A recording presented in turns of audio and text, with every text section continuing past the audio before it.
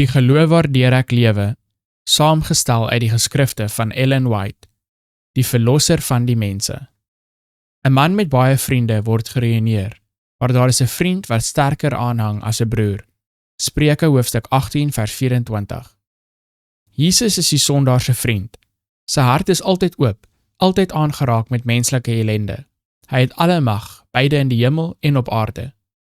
In die persoon van Christus sien ons die ewige God besig met 'n onderneming van grenslose genade teenoor die gefalle mens. Christus het na hierdie wêreld gekom om te wys dat deur krag uit die hoogte te ontvang, die mens 'n onbesmette lewe kan lei. Hy kon sê vir wie hy wou, volg my, en die een wat aangespreek is, het opgestaan en hom gevolg. Die betowering van die wêreld is verbreek. Met die geluid van sy stem het die gees van gierigheid en ambisie uit die hart gevlug, en mense het opgestaan, bevry, om die verlosser te volg. Hy het geen mens as waardeloos verbygegaan nie, maar het gepoog om die genesende middel op elke siel toe te pas.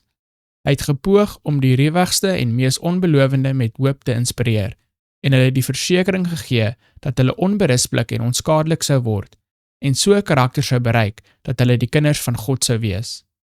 Hy het dikwels diegene ontmoet wat onder Satan se beheer gedryf het, en wat geen krag gehad het om uit sy stryk te breek nie.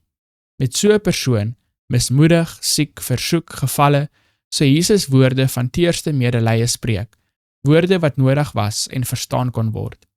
Ander het hy ontmoet wat 'n hand-aan-hand stryd met die teenstander van siele gevoer het. Hulle het hy aangemoedig om te volhard en hulle verseker dat hulle sou wen, want engele van God was aan hulle kant en sou hulle die oorwinning gee.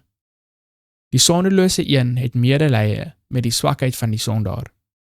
Mense haat die sondaar, terwyl hulle die sonde liefhet.